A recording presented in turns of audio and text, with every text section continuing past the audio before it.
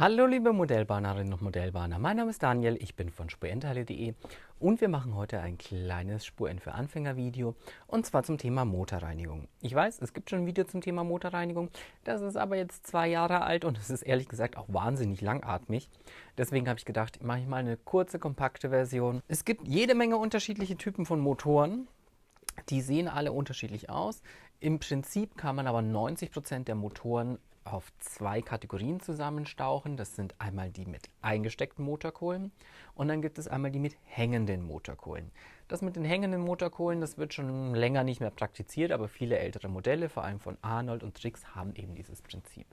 Ansonsten haben wir immer das Prinzip, wir haben eine Hülse, da ist die Kohle drin und eine Feder und von dieser Feder wird die Kohle auf den Kollektor draufgedrückt. Nun kann es sein, dass wenn zum Beispiel die Lok lange in der Packung liegt und die ist ein bisschen überölt, dass das Öl halt einfach durchs Getriebe bis zum Motor kriecht. Dann werden die Motorkohlen weich und der Abrieb erhöht sich. Das kann auch zum Beispiel ein Kohlefunkenfeuer verursachen. Das heißt jetzt nicht, dass es abbrennt, aber ihr habt ja bei dem Motor dünne Wicklungen. Und diese dünnen Wicklungen, die können durch die Hitze, die durch diese weichen Kohlen, durch den Abrieb und durch diese Hitze entsteht, kaputt gehen. Das heißt, der Motor kann schlimmstenfalls kaputt gehen. Das heißt, wenn der Motor komisch riecht, so dieser ganz typische Modelleisenbahngeruch eigentlich, dieses Öl, verbrannte Öl, dann ist es Zeit für eine Motorreinigung. Ich zeige euch jetzt mal ganz kurz an 2 Beispielen, beziehungsweise an einem Beispiel mit einer Ausnahme, wie das funktioniert. Ihr habt bei fast allen Motoren eben auf der Seite diese Aufnahmen, wo die Kohlen sich dahinter verstecken. Das sind eigentlich immer nur so nach 2 Metallblechen Ausschau halten.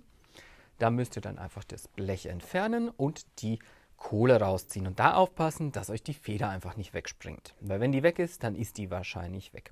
Kleiner Tipp, ihr könnt das zum Beispiel in einem Frischhaltebeutel machen, dass ihr das im Frischhaltebeutel rausnehmt, weil wenn es euch dann wirklich wegspringt, dann ist es im Zweifel im Frischhaltebeutel aus. Es springt natürlich ganz dämlich weg, kann natürlich auch sein. Jetzt machen wir im ersten Schritt mal die Motorkohlen sauber. Da braucht ihr einen Lötkolben und dann nehmt ihr die Feder von der Kohle ab, falls die verbunden sind. Es gibt welche, die sind verbunden und es gibt welche, die sind eben nicht verbunden. Einfach runterziehen, Kohle auf ein Stückchen Küchenpapier drauflegen. Irgendwas, was sehr gut saugfähig ist. Ich würde kein Tempo-Taschentuch oder ein anderes Markentaschentuch nehmen, weil die sind ja so weich und die fusseln recht leicht. Und wir wollen es ja eben sauber machen, wir wollen es nicht voll fusseln. So ein Küchenkrepp ist wunderbar. Drauflegen, vielleicht noch mit einer Pinzette fixieren, wenn ihr da euch nicht so ganz sicher seid. Und dann mit dem heißen Lötkolben auf die Motorkohle drauf. Und zwar so lange, bis es nicht mehr raucht. Und wenn sie ganz extrem verschmutzt ist, dann blubbert das so richtig, wie so einem kleinen Pott. Wenn das aufhört zu blubbern, dann ist das ganze Öl aus der Kohle raus. Dann tut ihr das Ganze einfach nochmal im Zewa ein bisschen rollen, wenn es abgekühlt ist, weil die werden natürlich auch wahnsinnig heiß. Und das ist dann schon die halbe Miete. Übrigens, Motorkohlen müssen nicht immer ganz lang sein. Also ihr könnt mit dem Tausch der Kohlen auch ziemlich lange warten. Eine fixe Hausnummer kann ich euch jetzt auch nicht sagen. Es hängt natürlich ab von Fahrbetrieb, wie oft ihr mit irgendwas fahrt, wie ist dann die Belastung und so weiter und so fort. Aber selbst mit, sagen wir mal, 2 Millimeter, 1,5 Millimeter funktioniert so eine Motorkohle eigentlich auch noch ohne Probleme. Es wird halt erst kritisch, wenn die Kohle praktisch aufgebraucht ist, weil dann die Feder direkt auf das Kollektorblech drückt und das kann den Motor kaputt machen. Das heißt, wenn die Lok nicht fährt, nicht volle Bulle aufdrehen, sondern erstmal nachschauen, ist vielleicht einfach die Motorkohle aufgebraucht.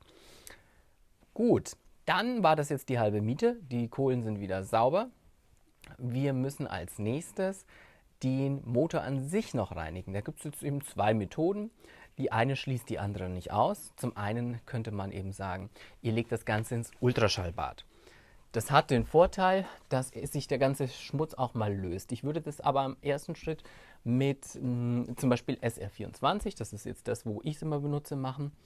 Und ihr müsst auch nicht das ganze Ultraschallbad voll machen mit SR24. Da reicht hier so eine kleine Schachtel. Die könnt ihr voll machen mit SR24. Da legt ihr den Motor rein und dann schwimmt das im Ultraschallbad. Wir brauchen nicht drüber reden, die Ultraschallbäder, die wir haben, sind ja keine echten wie beim Optiker. Funktioniert aber trotzdem. Wichtig ist nur, dass es komplett bedeckt ist. Also es sollte nichts oben rausschauen, sondern es sollte komplett bedeckt sein. Wenn ihr das jetzt macht, das geht natürlich auch mit Spüli, da ist es halt ein bisschen langwieriger, dann müsst ihr gucken, wie viel Schmutz kommt denn da tatsächlich raus. Vielleicht müsst ihr das 2-3 Mal fahren lassen, je nachdem, was für ein Ultraschallgerät ihr habt.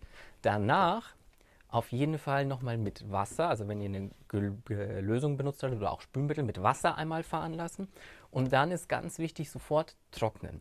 Also auf die warme Heizung legen, was möglich ist, eben mit wieder Küchenpapier, abtupfen, den Rest auf die warme Heizung legen. Relativ zackig soll das trocken sein, damit da nicht die Chance besteht, dass es irgendwo anfängt zu rosten, weil weiß man ja nicht. Wenn das sauber ist, dann könnt ihr entweder zusätzlich jetzt noch eine manuelle Reinigung machen oder ihr macht das von Haus aus nur manuell, weil ihr kein Ultraschallbad habt oder so. Da braucht ihr im Prinzip entweder hier diese, kennt ihr noch alle, Ohrstäbchen, also das ist jetzt eine feinere Ausführung. Totale Umweltkatastrophe, muss ich ganz ehrlich sagen. Kriege ich aber immer von den Lieferanten umsonst mitgeschickt, deswegen benutzen wir die. Oder ihr nehmt einfach einen Zahnstocher und ihr wickelt da Küchenpapier rum. Oder ihr wurschtelt euch einfach Küchenpapier zu so einer kleinen Wurst zusammen.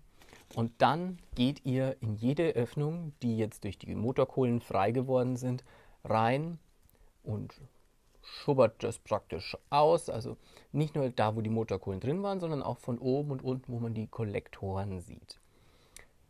Die Wicklungen, dieses rote hier, müsst ihr nicht reingehen. Also die sind in der Regel hoffentlich nicht verschmutzt. Ihr könnt natürlich den gesamten Motor mal abtupfen, wenn ihr eben das jetzt nicht mit Wasser oder mit dem Ultraschallbad machen wollt. Da kommt oft einiges zusammen, manchmal hat man Glück und dann heißt es halt einfach, wenn das wieder sauber und trocken ist, das Ganze zusammenbauen. Kurzer Ausflug, die hängenden Kohlen, da ist wichtig, wenn ihr die ausglüht, dass ihr da wirklich mit Druck arbeitet, weil die hängenden Kohlen sind auf der Rückseite an diese Halterungen festgelötet. Wenn ihr das nur so Larifari draufdrückt, dann kann es sein, dass sich die Motorkohlen lösen. Und dann müsst ihr die Motorkohlen wieder in diese Halterung einfädeln und festlöten. Das ist eine Frickelei, das ist eine ziemliche Frickelei. Ich traue es euch zu, aber es muss ja nicht sein. Wichtig, wenn ihr das Ganze gemacht habt, dann haben wir im Zweifel ja jetzt alles sauber und picobello. Und dann solltet ihr auf jeden Fall die Lager noch ölen, aber wirklich nur die Lager. Das heißt vorne und hinten eine Nadelspitze Öl.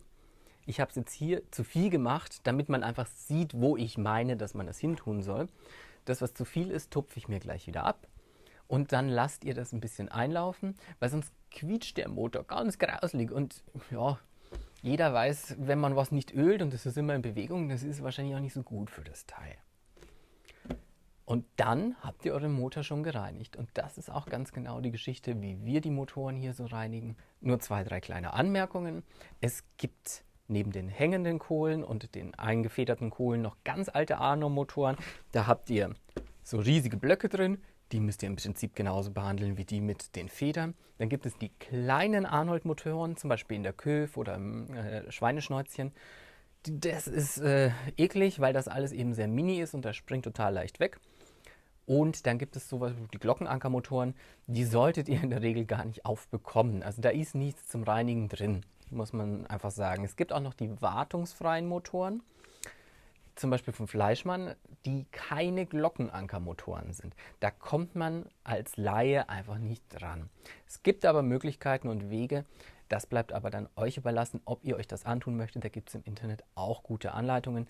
Die werde ich euch jetzt nie sagen, weil ich, Garantie, und ihr wisst ja, ich bin ja Händler. Schnie, schna, schnur, schna, schnur. Ich bin ja dann schuld. Von daher hoffe ich, dass euch dieser kurze Ausflug, das aktualisierte Video zur Motorreinigung mit kompakter Information gefallen hat. Und ich sage Tschüss, bis zum nächsten Mal. Euer Daniel von spurendteile.de